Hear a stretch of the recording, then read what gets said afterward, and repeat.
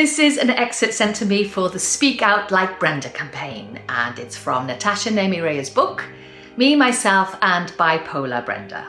That's me. It's me telling my story, a single mother trying to live the best life I can with bipolar disorder, anxiety disorder and all the other labels that they've given me. It'll take you on a heartwarming, heartbreaking, raw truth-filled journey of living life with a chemical imbalance. When I won the competition, Louis stood up on one of them, them platform things. And he looked up at me and he said, "Mummy, I am so proud of you. I knew you could do it."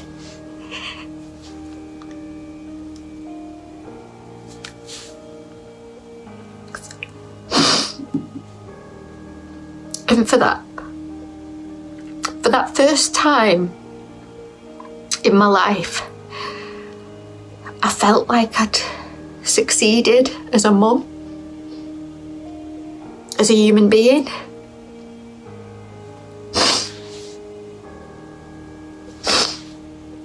He is proud of me. And it didn't matter what anyone else thought. I didn't even care about my medal. There is nothing that could compare with my little boy looking up at me and saying that. And I have from that day on made it my business to keep doing that. Because he deserves a mum that he can be proud of. He really does. I am so proud of him. And not just because he's from me. It's because of who he is. And his little soul. Sorry. So, even after the psychiatrist's assessments and their kind words of trying to get me back on medication, I made it. Another year out of hospital. And I'm still here to tell the tale, even if some of it is a bit fucking embarrassing. Fuck it though. I know where I went wrong. I mean, nobody's perfect, are they? Especially not fucking me. I'm just trying like everyone else is. Just winging it, I suppose.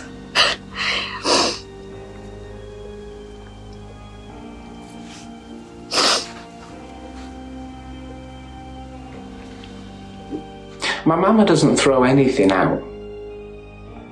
Each house I've cleared out's probably added to my OCD. She's had it hard with me saying, "No, people don't understand. You've been like this since you were little." I feel sorry for her. The only child she ever had turned out to be all over the place. She drives me insane, my mum. Just sat in a chair, not really leaving the house. And it's hard because since the anxiety, I've struggled leaving the house so much also. I used to work in an office, so I'd be out every day, so a daily text messages wasn't so bad. This year has made me think I am really alone. It's just me, myself, bipolar Brenda, my old mum, my son and my one-eyed pug. Mental health really doesn't give a fuck about who you put on or what your responsibilities are. It doesn't care. It'll let you fall fully to the floor if you let it and take everyone down around you at the same time. I am needed. I need to look after my mum and my son, and some days I can't even look after myself. And this is what terrifies me. How will I cope when the time comes and she's not here anymore? And also, how will that affect my bipolar? I think about this so much when I'm in a low. I am terrified of this. It consumes me like you wouldn't believe.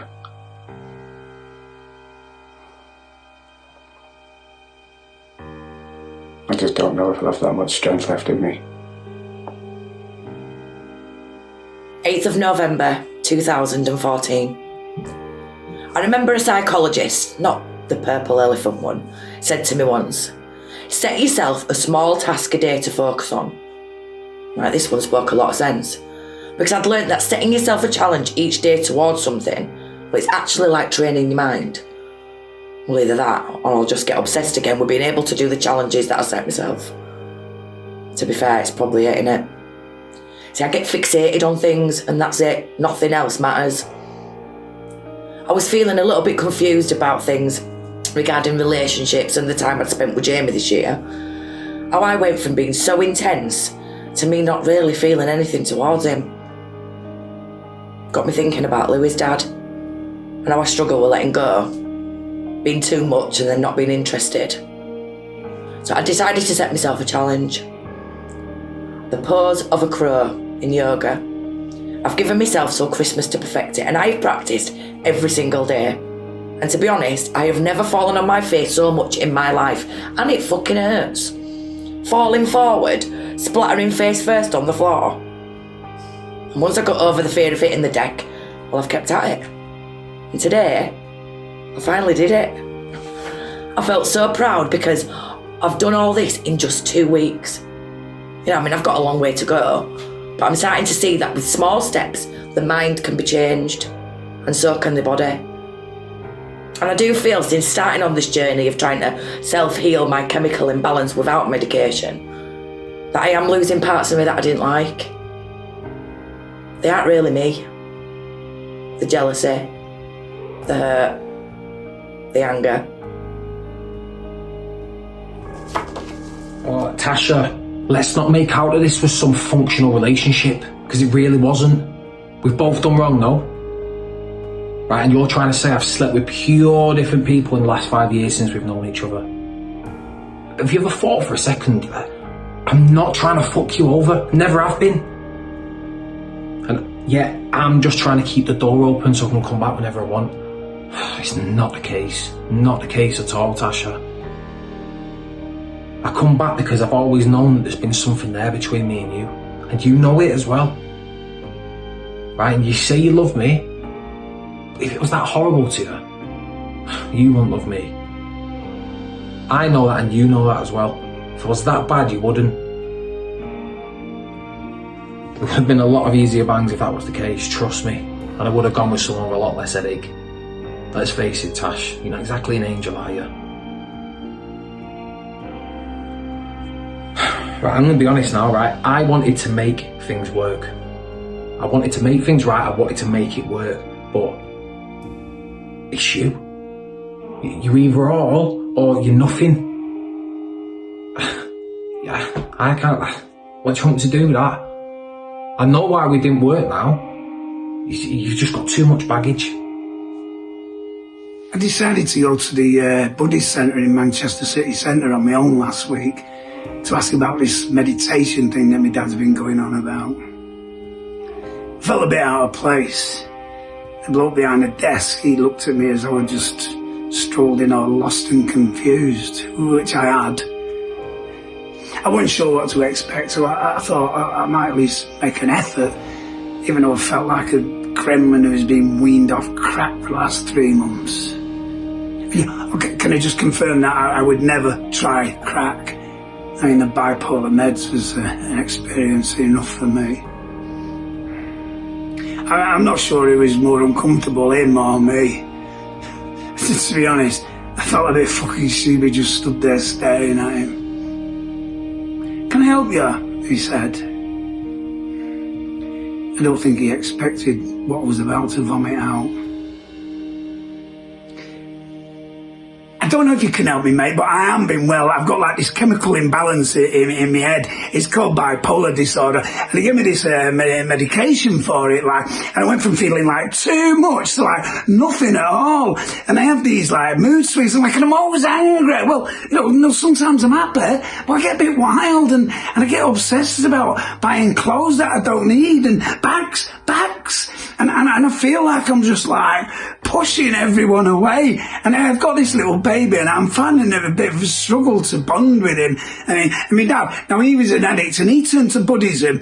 And at first I just thought it was a load of shite, you know. But I looked at that thing, The Secret, and they mentioned meditation. So I looked into it and I thought to myself, that it could be, it's a sort of, can you teach me please? And breathe. Poor bugger looked petrified. I think he wanted to ring someone and get me removed from there. And then he said to me, I can't teach you that. I'm just a volunteer who works here on a Saturday.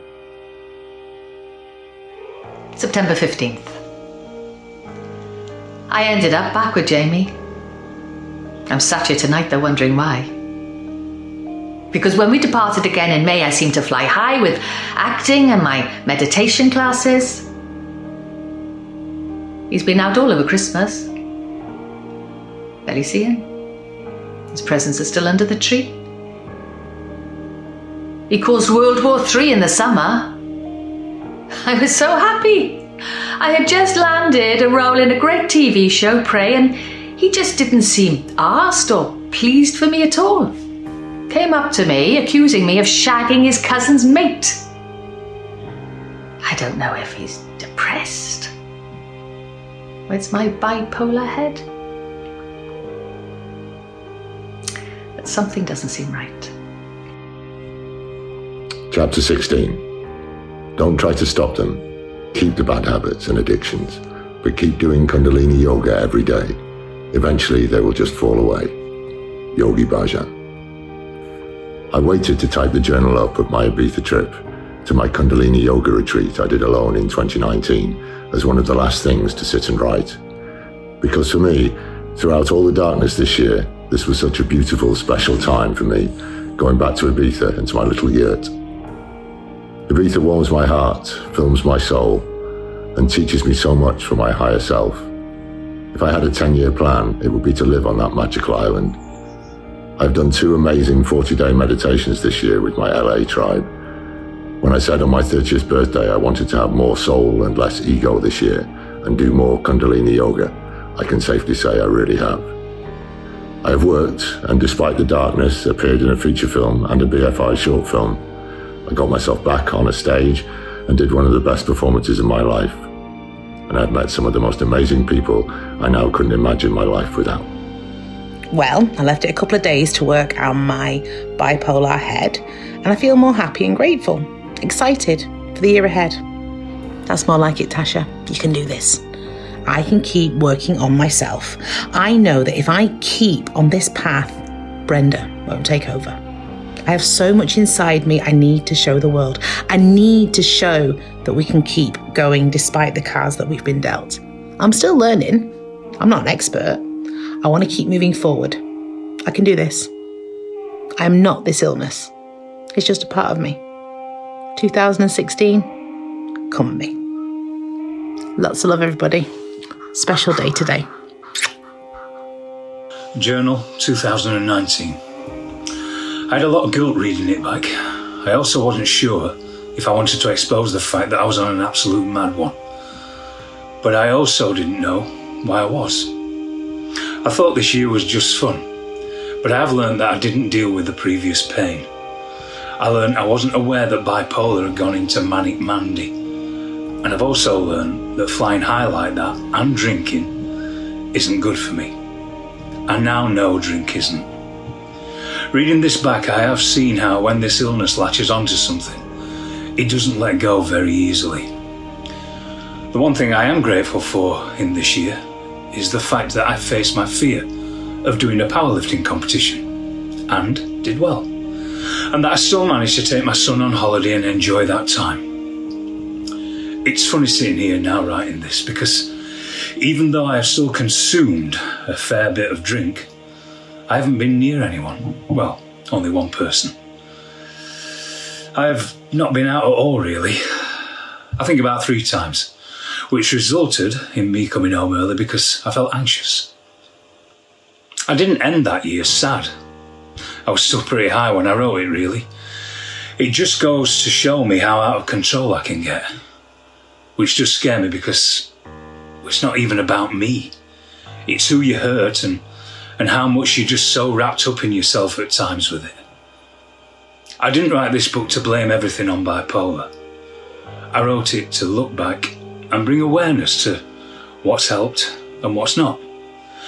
And as fun as it was, this manic phase, it did absolutely nothing for my character and mind.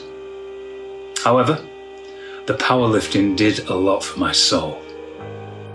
I had been taken in by ambulance. I'd had far too many anxiety tablets and had Valium for the first time, which didn't stop my anxiety, just made me feel more like I was dying, made me piss me knickers and lose all feeling in my legs. And they're giving it, just breathe, just fucking breathe. I'd breathe through my asshole right now if it'd help, I yelled. Telling me to breathe isn't help me breathe, is it? Then she waddled over stinking of garlic. And I was like, I can't fucking walk. I was shaking and I couldn't move. I'll tell you something else. A&E on a Saturday is just not the one. Especially with tubby Sandra rushing you into a side room to give you an ECG. I put my hand over my mouth and my nose. And she shouts in a loud bank accent. Are you gonna be sick? Because I'm off shift in half an hour. I'm not cleaning sick up. I'm fine, I replied, whilst in bed convincing myself. I couldn't breathe as it is, and that French breath stench was making me feel like I was going to pass out. She takes my blood, drenching me of course all over my brand new Victoria's Secret tracksuit. She then gives me said ECG and turns to me finally and tells me that everything with my heart's fine. Says you're bipolar here. Probably that. Do you know you're bipolar? I reply, no. Didn't know I was mentally ill, thanks for that, Sandra. Sandra then plonks me in the waiting room for Mel and goes off and eats the rock knobs. I first wrote in this book regarding my Reiki about 2 months ago, and since then I've been every week. I think people think I'm getting a bit obsessed with it. Someone said the other day that's all I talk about nowadays. The second time, wasn't scary as the first. And guess what? I actually did start seeing colours in it. I'm still struggling with my mood, so very up and down. Doesn't make me feel okay really when I'm meditating or reading or at the Reiki, I guess. Can't just live my life doing that every day. I know that. It's finding a balance though, isn't it? Not really sure how I find one now. As the weeks have gone on, I've started to feel a lot more grounded, and I feel like I'm having a breakthrough with meditation. Because I'm starting to find moments in the day now where I just feel calm now. And not just when I meditate. I mean, I've learnt more from Ethel in a few months than I ever learnt at school. Did my Reiki 1 a few weeks ago. I have to say, one of the first times in my life, I felt just so happy and content since. I don't know how long it's going to last. I could be overthinking. In a minute though, I feel like I have something every day for myself to get up and do. I feel like it's the start of a magical journey. Not the type where you're up for days and then you feel like death on earth for a week after. I feel like Reiki could really help me, even at the hardest times. I feel like I've got something now that can help me. Really, really help me. I've even helped some other people by giving them Reiki myself. 2nd of June 2019. I think I need to write this before I can sit and continue with my book. I also think I need a new pen. I have a new pen. I'm in LA after 2 years of not seeing my Reese. I go home in a couple of days, and I probably have more time to write up my book, and it's mad that this is the first time in years that I didn't complete my journal. Maybe that's why these last 6 months have been the hardest to cope with, and I'm still very much in it. I've read over the 2017 journal, which is interesting because things seem to have manifested in my life that I asked for, like Louis being here with me in LA and my little black one-eyed pug. How can I even be depressed in LA with my best friend and Louis with me? I noticed I was writing about death a lot when I reread my notes, and I heard the words, "I think I have time." I was scared of the year ahead. I felt like I had died at parts of this year. My soul, anyway. I feel, looking back since Christmas, I've really lost myself this time again, and yet I feel like I know Brenda more. Does that make sense? I don't actually feel any identity with Tasha at the minute. I don't know if I'm still traumatised. I was so out of control at Christmas and in so much mental and emotional pain. It's not just that Jamie's now gone. For the first time I feel as if he's taken something from me. A part of me went away with him, and I just can't seem to get it back. I don't want him back. I want me back. I had a lot of guilt reading it back. Also, I wasn't sure if I wanted to expose the fact that I was an absolute mad one. But I also didn't know why it was. I thought this year was just fun, but I've learned that I didn't deal with the previous pain. I learned I wasn't aware that bipolar had gone into manic Mandy, and I've also learned that flying high and drinking just ain't good for me. I know now, drinking and reading this back, I've seen what this illness can do when it latches onto something, it just doesn't let go easily. The one thing I am grateful for this year though is the fact that I faced my fear of doing a powerlifting competition. And I did it well, and I still managed to take my son on holiday, and I enjoyed that time. It's funny sitting here now writing this, because even though I have still consumed a fair bit of drink, I haven't been near anyone. Well, only one person. And I've not been out at all, really. I think about 3 times, which resulted in me coming home early because I felt anxious. I didn't end that year sad. I was still pretty high when I wrote this, really. Just shows me how out of control I can get. Which does scare me, because it's not even about me. It's who you hurt and how much you're just so wrapped up in yourself at times with it. I didn't write this book to blame everything on bipolar. I wrote it to look back and bring awareness to what's helped me and what's not.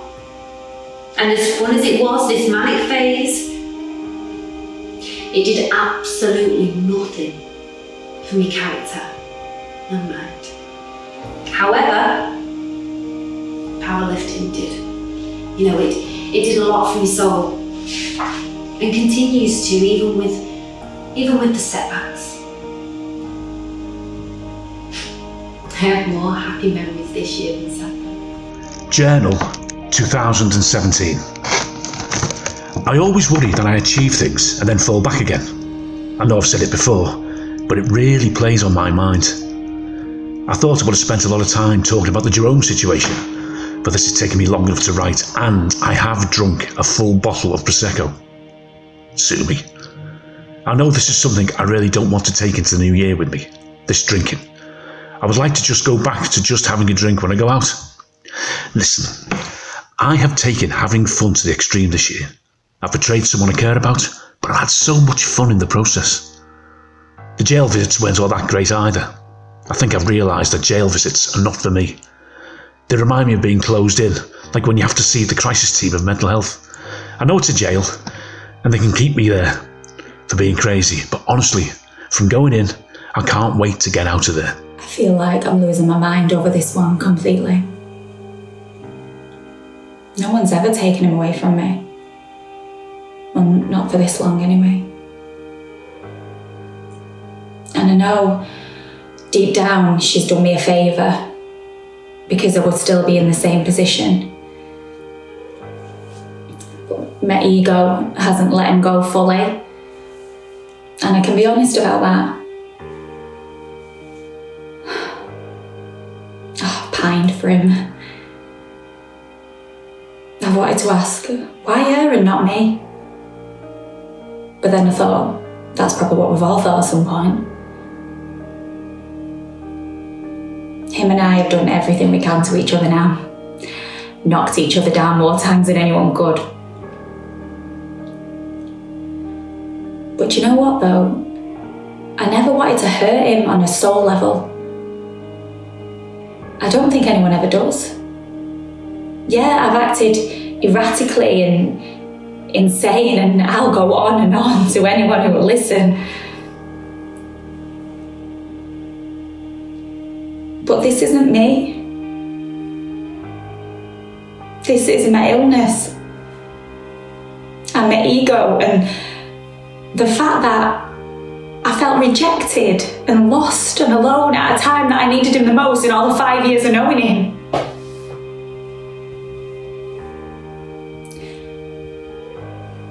It won't allow me to let things go as quick as you.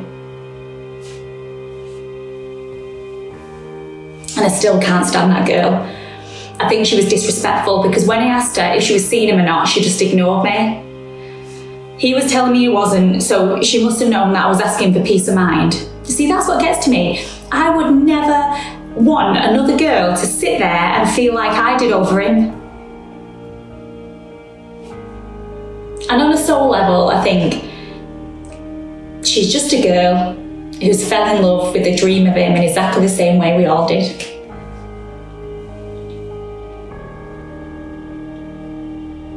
Although I do really hope that this time is changed.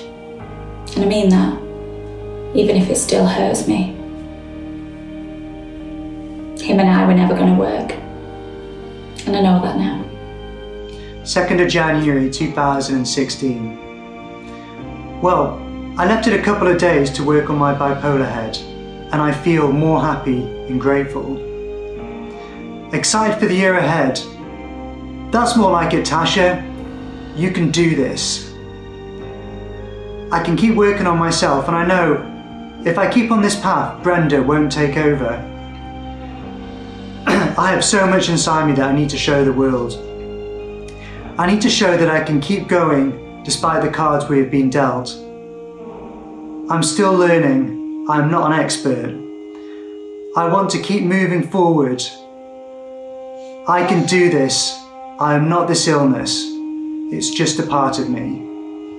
2016, come at me. I know it all could end tomorrow. And that they'd all be heartbroken. But isn't that what life's all about? The light, the dark, the love, the sorrow.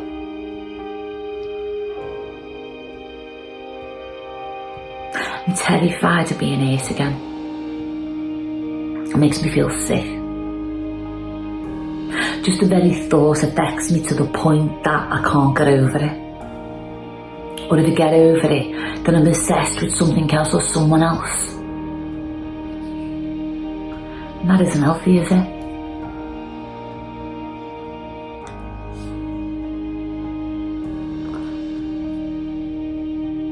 I see pictures of Lewis's dad all in love and happy. It's not like I want to be with him because I don't. I just want someone.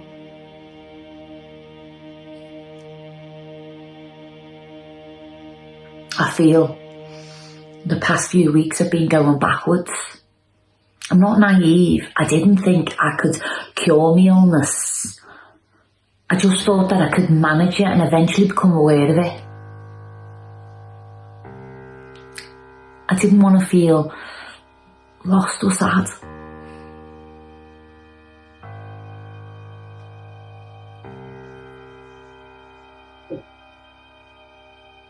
I wanted to not just get to understand bipolar, I wanted to get to know myself. I feel despite the setbacks, what happened with Jamie and the obsession with Joe, that it was a fresh start for me.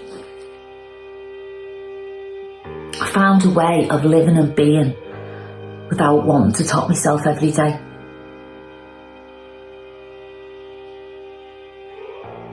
I don't know.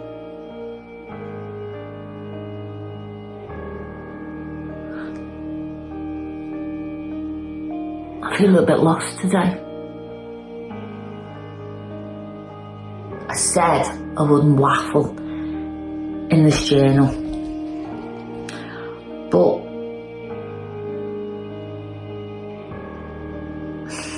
I'm so scared. Next year, like, what if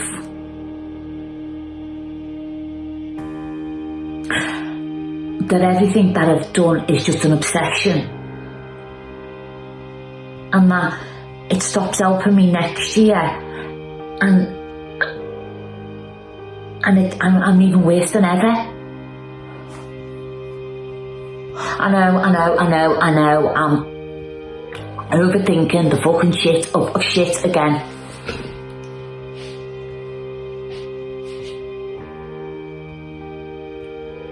I don't know, I feel a little bit lost today. Lou is 8 years old now. And although he doesn't meditate that much with me anymore, every now and then, he will. Last night we did a Kundalini relaxation together, and it was so nice, because I was so in the moment with him. And for the past year, it's been rare. We sat and we chanted together, and I started to think that it was the first time in such a long time that I felt fully present with Louis all year. It reminded me of when I was first diagnosed. And I just couldn't even connect with it.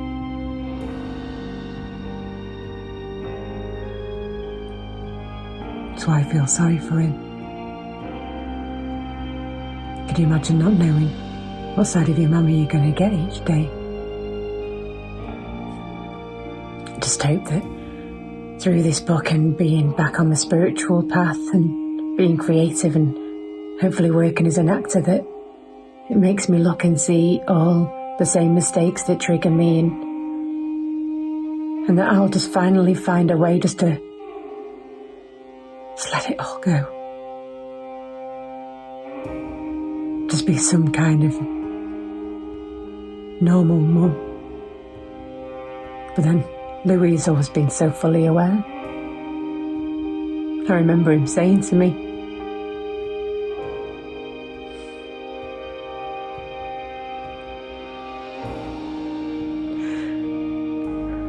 I chose you to be my mama when I was in the sky. They showed me 3 girls, and I said, I want her to be my mama.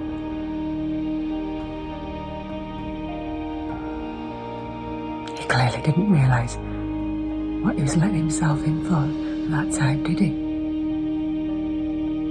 Poor kid. December 2015. I've been back and forth with it to A&E, dragging Reese along with me demanding an ultrasound or I am not leaving. To be fair, on one occasion it was trapped wind, so that was slightly awkward.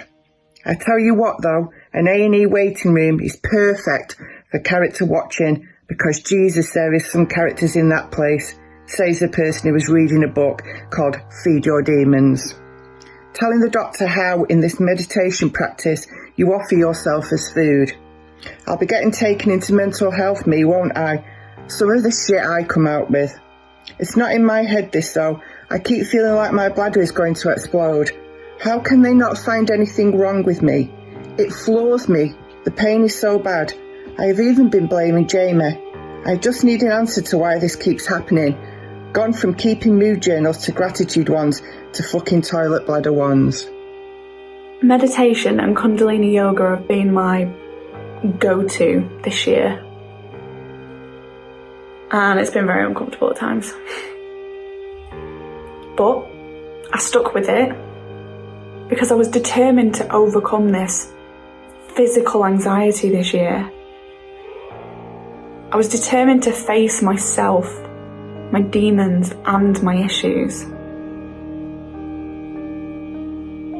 I wasn't comfortable being comfy anymore. I didn't want this next decade to play out the same story in a different cast. Or in my case, the same cast. That didn't mean that my ego and my illness was going to play ball. Because it really hasn't. And if I didn't already mention this year, to the end of 2018, has floored me.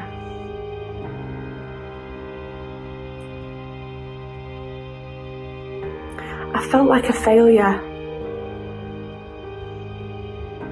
I felt even worse starting this book, looking at 2014, when I had a hold on it so much through my practice.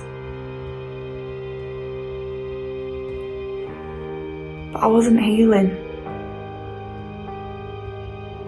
I was just covering up what was there. I see that now. I did a meditation practice today on change. I had to sit and bring up a situation that involved the changing of someone or something to notice how my body reacts when I do this. When I am resisting, what are we covering up? Well, I am resisting who I am. I had to bring up this uncomfortable feeling right up into my conscience and float into it as a witness. And the more aware we are and how we respond is the key to the power we hold inside of us. When we're reacting, we're unaware. It's really hard to adapt to a change of pain. So more so when it's about yourself changing, or at least attempting to. I mean, I do believe we can create our own lives if most of us weren't stuck on autopilot. The fact is, change is hard, but staying the same way is way more uncomfortable. I'm still dealing with the daddy and abandonment issues. I'll let you know how it pans out. Wow, it stirred some shit looking back at these therapy sessions. Healing and facing yourself is fucking messy. January 2019. My friend messaged me telling me that he'd been ringing her relative every day, telling her that he loves her, that he thought he could only get girls like me, that girls like her didn't exist in his world. Fuck's sake. He's even using the same lines he did with me. My head fell off. She really hurt me, my friend, again, saying, he just comes back to you because he knows he can. My relative's strong-minded, and she's just laughing at him. She's not really that arsed. Why is she answering the phone to him? She knows how distraught I was when I found out, and I asked her to cut contact. Or he will just keep contacting her. But he had a point to prove. This went on and on, back and forth. Completely messed me up again. I felt like I was some mug and it just got worse and worse. If my bipolar hadn't already been in full force, I felt like I was losing myself completely. I didn't know what or who to believe. I got so paranoid about my friend, whilst he just got stuck in my head saying that she was just shit stirring. My head is fucking twatted with it all. I can't believe I'm in this mess again. I feel like I've lost a part of me. I can't seem to get back. I can't seem to bounce back. It's floored me. It's hard to breathe and it pains me to open my eyes. I want it all to go away. I want to go back to the summer. I just want to go back to being Tasha again. And I think in some ways I can get consumed on finding new meditation, right? And in some ways that can just cause me frustration. And I don't think that's what meditation's about, is it? Yeah. But hey, I went to a Kundalini yoga class this week for the first time. I went on my own, and there was a teacher and some hippie type guy there, right? Felt like a bit of a twat, really. Didn't know what to expect. Anyway, I've put my yoga mat and stuff down, popped to the loo, and when I've come back, the hippie guy sat on my mat, and I don't like anyone else sitting on my mat, to be honest, because I don't want anyone else's energy on it. I also don't want anyone else's manky sweat that I don't know on my mat either, to be frank. Do you know what I mean? Yeah. Because in some ways, my yoga mat's become a really precious thing to me in recent times, because when I'm struggling in the day, I can just simply take to my mat. Yeah.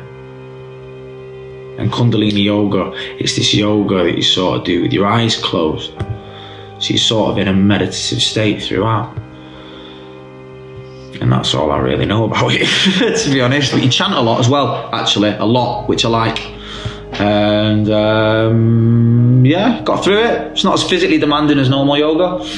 She even had us dancing with our eyes closed at one point. I felt like one of them mad 90s ravers at a festival on acid. I was like, yo, what the fuck am I doing? Okay. But you know what, to be fair, I came out on a real high. Yeah. And just, to be frank, I'd never take acid. Never have, never will. Way too much of a head fuck, even for me. Wow. But yeah.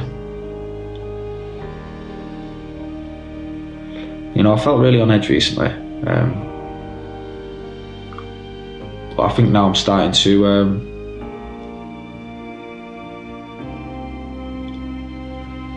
I don't know, understand and relate to my emotions a bit more, I guess. So yeah, turning that madness into magic, eh?